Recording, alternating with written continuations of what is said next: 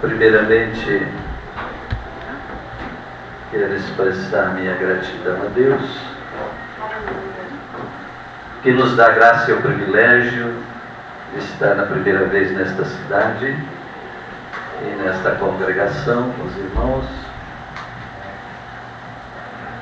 revendo alguns que a gente já viu conversando, já conhece um pouquinho, né? Mas conhecendo os demais desta congregação. Então, louvo a Deus que dá essa graça, esse privilégio. Minha gratidão ao pastor João Hamilton pelas palavras bondosas, né? E a pastora Valéria,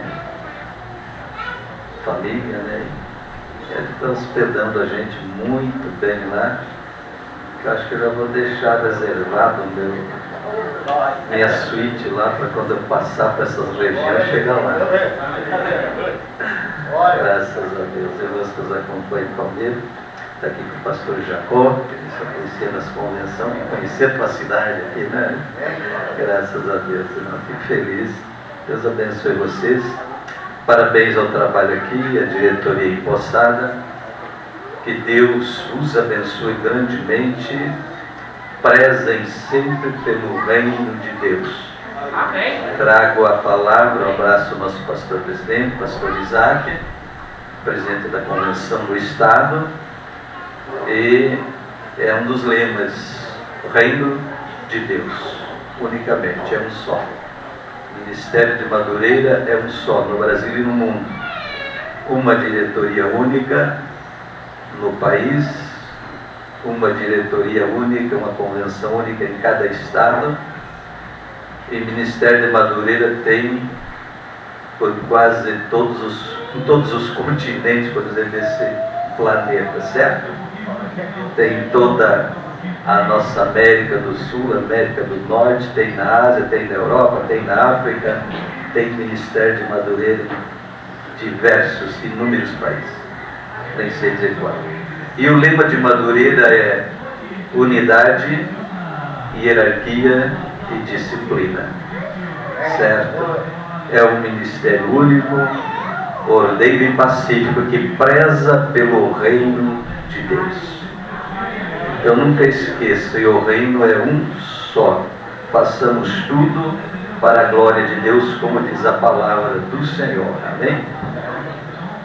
Quero falar algumas coisas.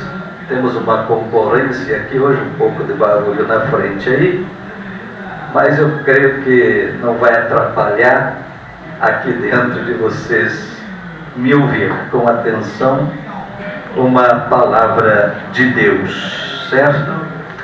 Como disse, ter dito em alguns lugares, eu não sou pregador itinerante, esses evangelistas de barulho, essas coisas. Eu sou pastor, a minha experiência maior, sou nascido, criado na igreja, desde jovem no ministério, certo? E a experiência de pastor, que pastoreou a igreja, hoje estou aposentado também do meu trabalho, e então a gente traz uma palavra mais focada na vida da igreja, certo? E não aquelas coisas bonitas para agradar o povo e levar uma boa oferta, que alguns fazem, tá bom? Sem criticar, apontar o dedo para ninguém, mas criticar a nós mesmos, um autoexame, uma autoavaliação, que é isso que a Bíblia nos autoriza a fazer, tá certo? Então eu quero falar sobre a igreja. A igreja tem várias simbologias na Bíblia. E uma das que eu quero destacar hoje é a expressão noiva do Cordeiro. Há um paralelo muito estreito na Bíblia, nesta simbologia, mostrando família, casamento, certo? Com igreja e Cristo. Noiva e noivo, esposa e esposo. Temos essa linguagem na Bíblia que faz esse paralelo. A Bíblia usa desse recurso porque as coisas espirituais são muito grandes, muito altas, muito acima das nossas capacidades e entendimento. Então ela usa uma simbologia de coisas naturais para expressar verdades espirituais, essas são as parábolas e toda a simbologia que há na Bíblia, para nos ensinar coisas, como diz, altas, elevadas, da glória de Deus. Então por isso ela usa essa linguagem para nos dar esse entendimento. A grande preocupação hoje em dia é que a noiva, igreja, eu falo isso não com foco num local, porque eu tenho andado em diversas cidades por aí, por muitos lugares, e não falo de uma denominação ou de uma congregação, mas igreja de um modo geral. Quando a gente tem a visão de igreja num todo, não importa a congregação, a placa ou a denominação, nós podemos ver o que está em Mateus capítulo 5, 25, que fala numa parábola de 10 noivas ou 10 virgens, que 5 eram prudentes e 5 eram loucas, desavisadas ou despreocupadas. Mas elas andaram junto até o último dia, até o último instante, quando o noivo veio. Então, quando a gente olha no todo, a gente tem uma sensação hoje assim, de que a noiva está um tanto desiludida, certo? Um tanto desiludida. Parece que ela perdeu o seu encantamento pelo noivo, tá bom? E busca outros, parece que começa a namorar lá fora, né? Aquela infidelidade, certo? Uma coisa muito estranha. Parece que o noivo já não é mais atraente o suficiente.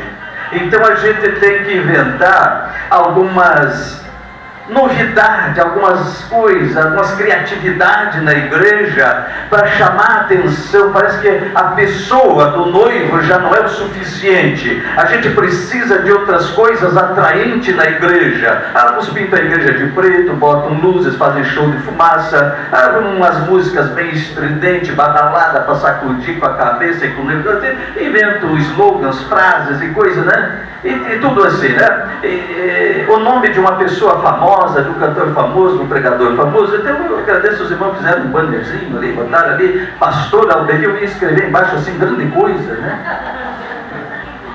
Grande coisa. Por quê? Porque a nossa atração tem que ser Jesus, não o pregador, não o cantor, não o show, o espetáculo, ou a igreja modificada, e não sei o que a gente tem por aí. Eu já fui em algumas igrejas, porque parece que a gente está entrando numa casa de show, uma casa noturna. Tu passa por uma porta com vidro preto, entra lá, o ambiente é todo preto, todo escuro, umas pouquinhas luzinhas assim. E eu pergunto, como é que tu lê a Bíblia? E alguém me diz, não, a intenção não é ler a Bíblia. Então eu não sei para que é a igreja. Então a verdade é que dá uma sensação assim de que a noiva está desiludida com o noivo. Perdeu o encantamento pelo noivo, certo? Mas não é mais suficiente. Além de ministros, pregadores que tem por hoje, que o interesse é ganhar dinheiro. Então eles fazem umas coisas bonitas, enfeitadas, uns palavreados, umas frases de efeito, de incentivo, um monte de coisa agradável, agrada a todo mundo, faz umas historinhas sensacionalistas, emocionantes e tira uma gorda oferta, manipula, distribui envelope, inventam coisas que não tem na Bíblia, uma série de coisas.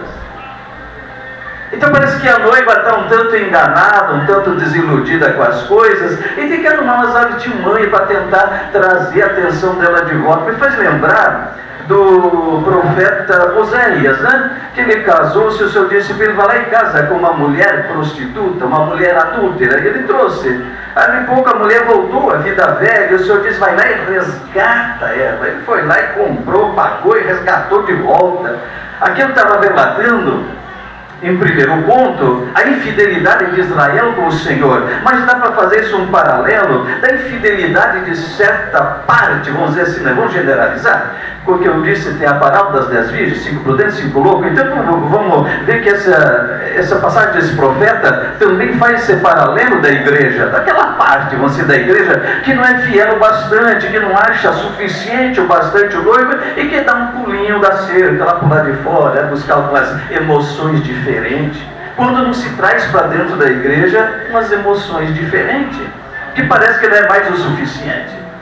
Então quando a gente fala da noiva, é interessante, quando menino, jovem, daqui em Palmeiras das Missões, eu trabalhei de fotógrafo, então fotografei muitos casamentos.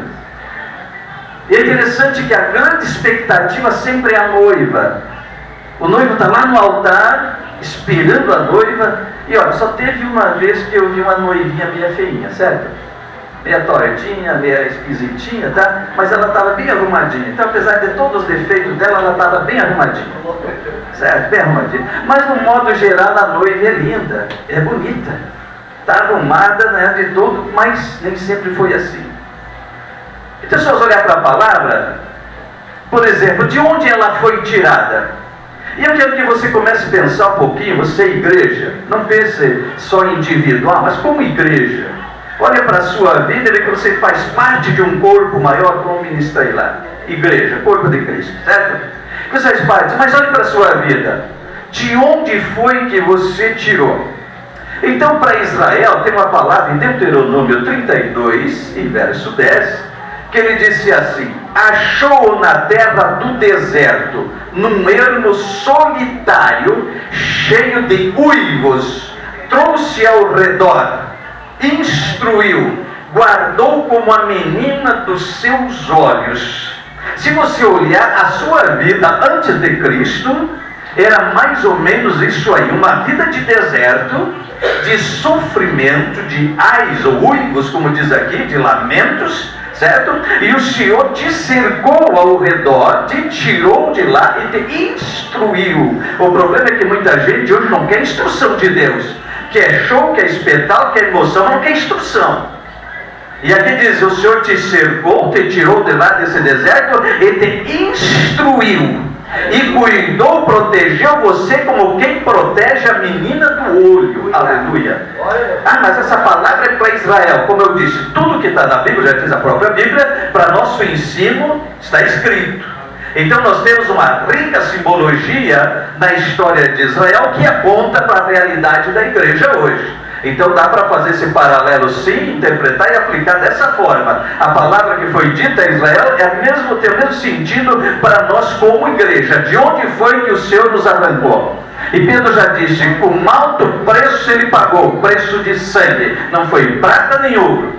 Então diz assim, olha bem, ele nos achou numa terra deserta, num ermo, num lugar solitário, certo? Abandonado lá, com lamentos, uivos. O que é isso, né? Dor, sofrimento.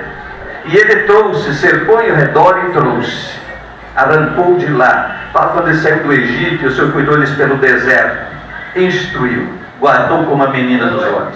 E em Salmo de número 40, Davi disse, lá no verso 2: também me tirou de uma cova de destruição, de um charco de lodo, pôs os meus pés sobre uma rocha e firmou os meus passos. No verso seguinte diz: pôs um cântico novo na minha boca, um hino de louvor ao nosso Deus. Aleluia! Então veja bem, o salmista talvez nem sabia que ele estava profetizando sobre a igreja quando fez esse salmo falando da vida dele. E estava sendo uma coisa profética sobre a igreja, sobre a minha vida e a sua vida. Ele nos tirou de um charco de lodo, do pecado, da imundícia do mundo. E aquele que valoriza isso se limpa. Mas tem gente que não dá valor e como porco lavado volta banhado. Aleluia. Eu disse que eu não sou pregador itinerante porque sai para agradar as pessoas, eu saio para dizer o que a Bíblia diz e que o Espírito me dá a falar. Porque é tempo de temer a Deus e a sua palavra. Então você diz assim: ele me arrancou do charco de lodo, do pecado, da imundícia, me tirou de uma cova de destruição e me coloca numa rocha segura. Esta rocha é Cristo, é a palavra, é o Evangelho, é a verdade eterna, e me coloca numa rocha. Como alguém ousa manchar? Saia disso que ele voltar à imundícia. Então veja bem, de onde foi que ele nos tirou? Desse lugar. Agora, como é a noiva? Glória a Deus. A Bíblia fala, a Bíblia escreve como é a noiva. Se você olhar um livro lindo da Bíblia, Cantares de Salomão, verso 1, capítulo 1, verso 6, diz assim: que ela era morena, queimada do sol e dos trabalhos da vinha. Foi a sunamita porque Salomão. Isso faz um paralelo, claro, primeiro nível, primeiro grau aí, Israel e Deus, e numa segunda linha de interpretação, igreja e Cristo. Quando ela, de uma maneira tímida, diz: não olhe para eu ser morena, queimada do sol, do trabalho da vinha, porque meus irmãos me botaram para trabalhar. Está falando de alguém que realmente passou pelo deserto, mas alguém calejada pelo trabalho. Alguém que foi resgatada quando o rei se apaixona por ela e vai buscar ela para sua esposa. Isso mostra Jesus Cristo, que também olhou para nós desse estado e nos amou assim. Aleluia. Então ela é queimada do sol, dos trabalhos da vinha. Essa é a noiva. Ela está aqui, mas está no trabalho. Está marcada pelo trabalho. Dizendo por isso, ela exclama hoje, como no capítulo 2, verso 3: desejo muito a sua sombra, e debaixo dele me assento, e o seu fruto é doce. Ele diz: o meu amado é como uma macieira. Me assento à sua sombra e desejo o seu fruto. Aleluia. Esse é o desejo da noiva. Ela está aqui ansiosa e desejosa pela sombra do seu noivo e pelo fruto da intimidade, da vivência com o seu noivo. Essa é a grande expectativa. Mas muita gente não tem mais esse sentimento. A igreja é um lugar de encontro, um lugar de status, dizer: eu sou isso, eu sou aquilo, eu quero um cargo, eu quero um título, eu quero isso, eu quero ser reconhecido, eu quero ser aplaudido, eu quero ter um nome, eu quero ter um título. O que é isso? A verdadeira noiva, ela deseja se assentar na sombra do noivo e comer do seu fruto. Aleluia. E não coisas de vaidade humana. É totalmente diferente, muitas vezes, nossa visão espiritual das coisas. Desejo assentar-me à sua sombra e desejo o seu fruto doce. Aleluia. Depois o noivo responde, capítulo 4, verso 12 de Cantares: jardim fechado é a minha irmã, minha noiva. Sim, jardim fechado, fonte selada. Quando você olha para isso, está falando de pureza, de intimidade com Deus, mas pureza na intimidade da noiva com o noivo, falando de igreja e Cristo, simbolizado na figura do noivo e a noiva, sim. E quando eu ia fotografar casamentos, eu observava, e hoje como pastor já fiz inúmeros casamentos, perdi as contas. O noivo está lá todo ansioso no altar, esperando, e quando a noiva chega lá na porta, começa a música, todos se colocam em pé, e toda a atenção se volta para a noiva, e todo mundo diz como ela está linda. Olha o vestido dela, olha a roupa dela, olha isso, olha aquilo, olha o cabelo, olha não sei o que. E a atenção é para a noiva, aleluia, que está ansiosa por aquele momento das bodas, aleluia. Isso explica intimidade, aleluia. É curioso como a Bíblia faz esse paralelo da intimidade do casal com a intimidade da igreja com Cristo. Muita gente não pensa nisso. Como é que é a sua vida com Cristo? Quanto tempo você ora, você jejua, você medita, você tira o seu momento a só, a sua intimidade com Deus lá na sua casa, no seu quarto? Quanto tempo você faz isso? Você é aquela pessoa que o pastor chegou na casa e pediu a Bíblia para orar, para ler, e a irmã disse: olha pastor, eu faz tempo que faz uns 6 meses que eu não leio a Bíblia, eu perdi o meu óculos, e foi lá buscar a Bíblia para o pastor ler, e quando abriu a Bíblia, o óculos estava dentro da Bíblia. Será que você é desse tipo de noiva? Aqui é uma coisa puramente de intimidade. Quando ela diz: eu desejo a sua sombra e o doce, seu fruto doce, está falando dessa intimidade, e ele diz: noiva minha, amada minha, jardim fechado, fonte selada. Isso está falando da pureza da noiva. Ela tem dono, ela tem jardim fechado, ela tem cerca, ela tem limites. Ela não pode pular cerca para namorar lá fora, com as doutrinas falsas, com a mentira, com o engano, com os trapaceiros, com os ídolos, com uma série de outra coisa. Isso fala de pureza. Por isso que ela usa esse símbolo do casamento. Por isso que no casamento também se prega, quando fala para jovens que vão preparar para o casamento, quando faz cerimônia de casamento, quando faz palestra de casais que a gente faz, de família, a gente fala essas questões porque há uma pureza e uma santidade no casamento instituído por Deus, e que essa sociedade hoje está trabalhando contra para destruir todos e qualquer princípio de família. Se nós olharmos, existe um estreito paralelo entre as duas coisas que expressam essa verdade. Então a vida familiar também expressa a verdade da família espiritual com Deus. Então quando ele diz é jardim fechado, é fonte selada, está falando de fidelidade, intimidade da noiva chamada igreja com Jesus Cristo. É tempo de voltar à pureza e à santidade na igreja. E eu não estou falando de coisas aparentes, mas estou falando de alma interior, certo? Porque Jesus já disse que do coração procede as coisas más. A boca fala do que o coração está cheio. Se está cheio de Deus, cheio da palavra, cheio do Espírito, ele vai falar disso. Se está cheio de ódio, vingança, rancor, brigas e contendas e fofoca, é disso que vai sair, destilando veneno. Então você saber, não pode de uma fonte jorrar 2 tipos de água. Ou é doce ou é salgada. Ou é fria ou é quente. Está entendendo? Então são coisas sérias da palavra, são palavras dos últimos tempos para avivar a verdadeira igreja que será arrebatada. Aleluia. Vai deixar muito bem avisada a igreja que vai ficar para a tribulação.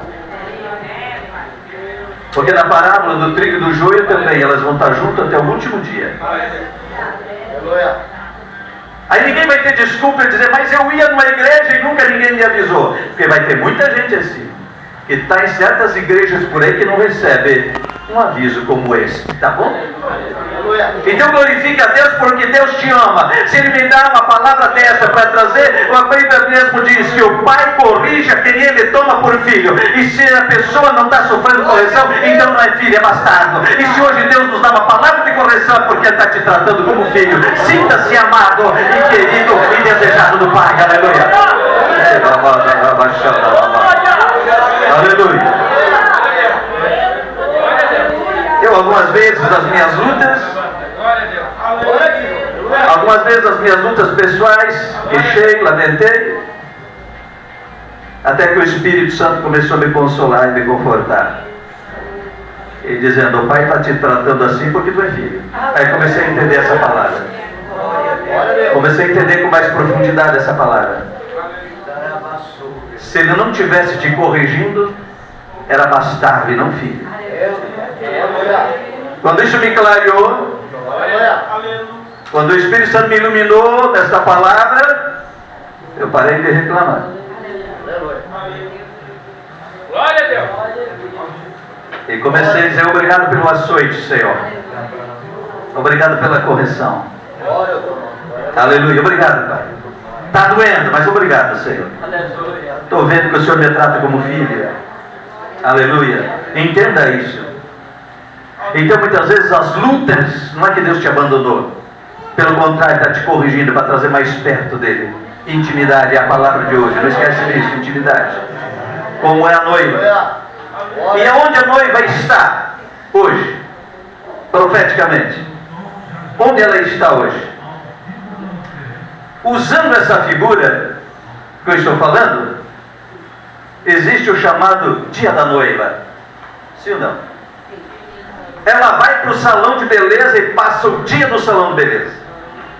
E vão tratando de todas as possíveis imperfeições. Cabelo, manchas na pele, alguma ruguinha. Difícil uma noiva ter uma ruguinha, mas tem. Alguma já meio passadinha, né?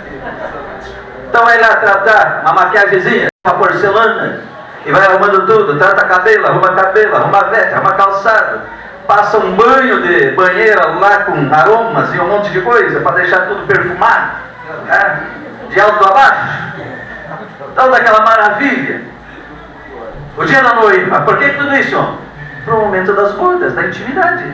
O estado do noivo não tem muito essas coisas. Botar um paletó e passar. Quanto muito tirar a barba, não alisar no cabelo, está pronto para o altar. É que o noivo já é perfeito, uma noiva não, ela tem que passar por outro cabelo.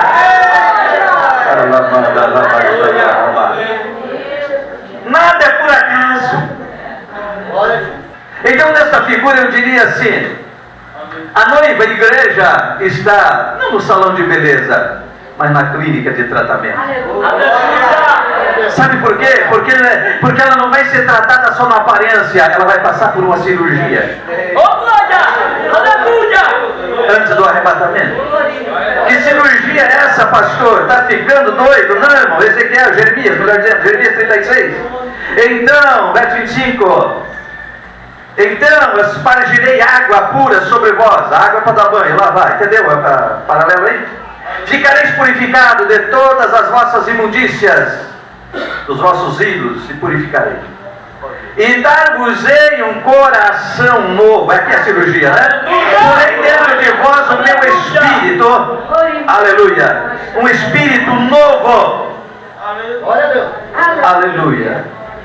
E tirarei da vossa carne o coração de pedra, e vos darei um coração de carne, e porei dentro em vós o meu espírito. Aleluia. E fareis que andei nos meus estatutos. Então eu diria, se a noiva não está apenas num salão de beleza se preparando para a hora do arrebatamento, a hora da intimidade, das bodas com o seu noivo, não está apenas nesse salão, mas ela está numa clínica de um tratamento específico. Ela vai tratar de todas as suas imperfeições e impurezas, né, na figura da noiva, cabelo, manchas na pele, alguma coisa, a vestes branca, vai preparar tudo isso, mas vai passar por uma cirurgia, tirar o coração velho maldoso do passado, do pecado, da maldade, da idolatria, e vai colocar um coração novo, movido e voltado para o Espírito, para a santidade, para a comunhão, para a glória, para a intimidade. Você já passou por esse processo? Então você é noiva. Se ainda não passou, precisa passar, senão não é noiva, e vai para as bodas.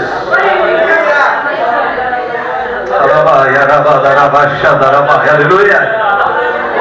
Aleluia. Vai dando glória. Porque é preciso passar por esse processo. Louvado seja Deus. Mas você não está sozinha. Igreja, noiva do Cordeiro, não está sozinha. Lá em Hebreus 8,14 diz que os anjos de Deus são espíritos ministradores, enviados da parte de Deus para servir a noiva. Está entendendo? Você não está sozinho nesse processo. Além disso, Ele enviou o seu Espírito Santo, que mora, faz morada em nós e que trabalha constantemente nesse processo de adorno da noiva.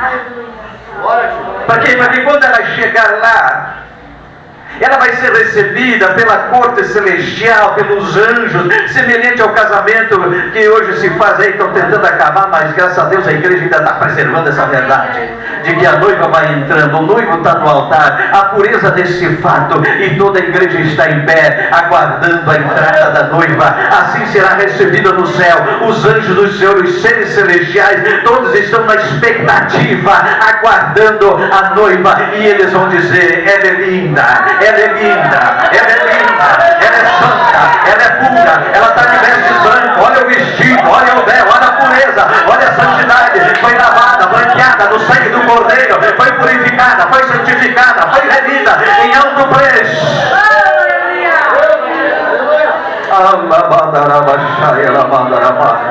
Ela é linda, ela é linda, e ela vai chegar assim. Mas a preparação é aqui. O mundo já tem que olhar para a noiva de Cristo aqui e dizer: ela é linda, ela é pura, ali não há maldade, ali não há falsidade, ali não há engano, essa noiva é pura. Quando esse testemunho acontece aqui, está pronto para subir. Aleluia. Entende? O trabalhar do Espírito e o trabalhar da palavra na preparação da noiva. Igreja é isso, noiva de Cristo. Não é lugar de vaidade. Se o pastor não me der uma cadeira do lado dele, eu não venho mais nessa igreja. O que é isso? Isso é lixo aos olhos do Senhor. Não, a igreja é noiva. Interessante que nessa questão é todo mundo igual. Não interessa ter um título ou não, uma posição na hierarquia da igreja aqui, não importa nenhum, o importante é ser noiva do Cordeiro. Aleluia. Isso é que é importante. Isso é que faz a diferença. Aleluia. Glória a Jesus. Então a noiva está no lugar de tratamento. Ela está sendo preparada pelo Espírito Santo. Na Bíblia tem uma história muito linda, lá em Gênesis 24, que foi quando Abraão mandou seu servo Eliezer ir à terra dos seus parentes buscar a esposa para Isaac. E ele foi com alguns camelos carregado com joias, presentes, coisas de ouro, de prata, muita riqueza, vestes. Embora eles fossem da mesma família, moravam distante e não se conheciam. E quando ela toma a decisão de acompanhar, então, atendendo aquele pedido, ao longo do caminho, ela vai perguntando para o Eliezer: mas como é o meu noivo? E o Eliezer vai dizendo: olha, ele é fortão, ele é bonitão, ele é muito rico, ele tem cabelo assim, ele é assado desse jeito que a gente ia falando. O que é isso? Retrata exatamente a nossa questão. Nós não vimos nosso noivo Jesus Cristo pessoalmente, mas o Espírito Santo, passo a passo desta jornada, vai revelando Jesus Cristo. Está entendendo a questão da intimidade? E ao longo daqueles muitos dias de jornada, de caminhada, não lembro agora fazer quantos dias, mas foram vários dias de caminhada, de camelo, e ela naquela jornada. Mas quando estávamos se aproximando, diz que Isaac tinha saído de casa e estava no campo. E quando ela viu, ela desceu do camelo e disse: aquele é o meu Senhor. Como é que ela sabia? Pela revelação que ele foi ganhando durante o caminho. Isto retrata que o dia em que Cristo chamar a igreja, ninguém vai precisar de... Você não vai precisar perguntar para ninguém quem é Jesus. Quando você, igreja, chega lá, você saber: aquele é o noivo. Aleluia. Porque ele saiu da casa do Pai e veio ao encontro da noiva. E você vai olhar por quê? Porque o Espírito Santo está te revelando, a palavra está te revelando dia a dia como é esse noivo. Aleluia. Como ele é. Por isso que às vezes nós como crentes temos aquela linguagem: você já conhece a Jesus? Às vezes as pessoas ficam dizendo: como é que é isso, conhecer? Ele é Espírito para nós, não está aqui, está lá no céu. Como é que eu vou conhecer? Conhecemos por esta revelação da palavra e do Espírito Santo a cada dia, aleluia. Então isso retrata esse processo, aleluia. E aonde a noiva vai chegar, aleluia, que eu já estou falando. Cantares 2, verso 10: levanta-te, minha amada, formosa minha, e vem, porque eis que passou o inverno, a chuva se foi, aparecem as flores e a terra, e o tempo de cantar chegou. Aleluia. É quando o noivo vai dizer: levanta, amada minha, e vem. O inverno, o tempo de sofrimento, das coisas que passou, agora já tem flores, os pássaros já cantam, é uma nova fase, e o noivo está dizendo: vem, levanta, amada minha, e vem. Aleluia. Ao encontro do noivo. Está entendendo? Louvado seja o nome do Senhor. Aleluia. E depois no capítulo 2, verso 4 e 5: levou-me à sala do banquete, e sua bandeira, o estandarte sobre mim é o amor. Sustém-me com passas, conforta-me com maçãs, porque desfaleço de amor. Aleluia. Tem gente que diz que esse livro não devia estar na Bíblia, mas ela relata muito bem a intimidade de Cristo com a igreja naquele dia, quando ele vai dizer: levou-me à sala do banquete, as bodas do Cordeiro, a bandeira dele que me cobre, que está sobre mim, é o amor. Aleluia. E nas delícias eternas, a noiva diz: eu desfaleço de amor. Aleluia. Louvado seja Deus. Lembra que a Bíblia diz que Deus é amor, a obra de Cristo é amor, a maior obra de salvação da terra é obra de amor. Tudo é baseado em amor. A igreja tem que aprender a viver em amor, praticar, viver esta vida de amor entre irmão, entre família, intimidade da igreja. Aleluia. Porque a obra de Cristo é a maior obra de amor. E quando chegar lá, ela vai dizer: eu desfaleço de amor. Aleluia. Da sua presença diante do noivo. Louvado seja Deus. Mas todas essas coisas começam aqui, lembra? Estamos na sala de preparação, estamos na sala do processo de transformação, da cirurgia que começa de dentro para fora e não de fora para dentro. Está entendendo? Não adianta pegar uma pessoa e botar aquela nossa capa de crente se por dentro ainda não foi mudado pelo poder do Evangelho, se na sua alma ainda não se converteu e ainda não reconheceu reconheceu Jesus como Salvador, não adianta nós querer botar os nossos costumes da pessoa. Vai ser aquele lobo com capa de ovelha que vai ficar para a tribulação. Não faz parte da verdadeira noiva que vai subir, está entendendo? Porque a verdadeira noiva que vai chegar a esse nível lá, ela já vive uma vida de expectativa, de intimidade aqui, como vinha a Rebeca com Eliezer, que quando ela enxergou, ela disse: aquele é o meu Senhor. Reconheceu, porque já vivia uma vida, aleluia, de intimidade, buscando o conhecimento de quem era o seu noivo, está entendendo? Levou-me à sala do banquete, louvado seja Deus. Apocalipse 19, 7. Regozijemo-nos e exultemos e temos de glória, porque é chegada as bodas do Cordeiro e já a sua noiva se preparou, aleluia. Está entendendo o grande brado do final, quando a igreja vai subir, aleluia. E ele diz esse versículo que João falou no Apocalipse: regozijemo-nos e exultemos, aleluia, e demos-lhe glória, porque chegou as bodas do Cordeiro, a festa de quando a noiva vai ser recebida no céu, o casamento, aleluia, da noiva e o noivo. Então entenda bem este paralelo, para entender, irmão, que nada aqui é por acaso, em tudo há propósitos de Deus, e nós precisamos entender essas verdades eternas e viver uma vida de noiva. A noiva é fiel, está entendendo? A noiva é fiel, a noiva busca pureza e santidade, a noiva verdadeira. Na figura que eu citei de Mateus 25, a parábola das 10 virgens, tem as loucas, aí é você que escolhe.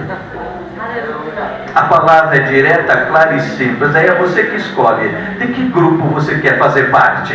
Da verdadeira noiva, pura e santa, que vai subir para toda essa festa de boda, de maravilha, recebida em glória dos céus, aleluia. Glória! Glória a Deus! Ou aquela que vai ficar aqui lamentando e daí vai ser tarde. Mas agora o noivo já se foi, a festa já está acontecendo e a gente ficou para os ais, para os lamentos. Aleluia. Um dia estava pregando em Parobé e disse: está na hora, irmão, de nós pregar também para preparar a igreja que vai ficar. Os irmãos levaram um susto. Não, mas é verdade, está na Bíblia.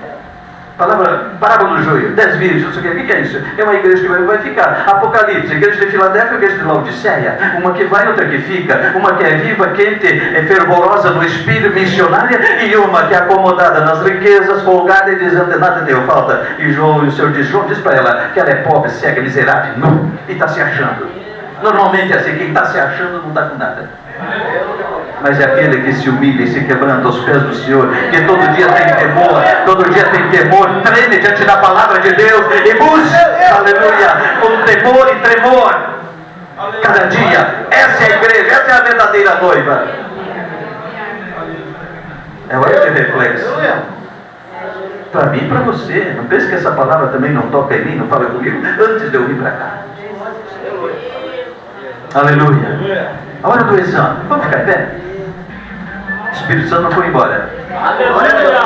Nem a palavra perdeu o seu efeito. Se é que ela falou com você. Mas eu creio que ela falou.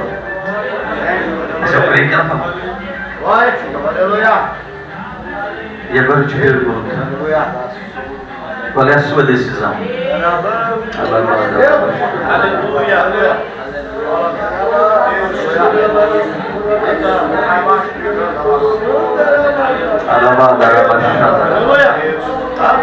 Quem aqui precisa tomar uma decisão de fidelidade com Deus a partir de hoje? Quem precisa aqui tomar uma decisão de seguir a Cristo com fidelidade? Um propósito com Deus pelo bem e pela salvação da sua alma. Eu quero te ajudar em oração, que é a única coisa que eu posso fazer. Orar por você, interceder, clamar a Deus em seu favor. E isso nós estamos aqui, os pastores, para fazer, os obreiros para te ajudar em oração e te ajudar com a palavra de Deus, para você ser fiel na sua decisão. Quem gostaria disso, levanta a mão para me ver que eu quero orar.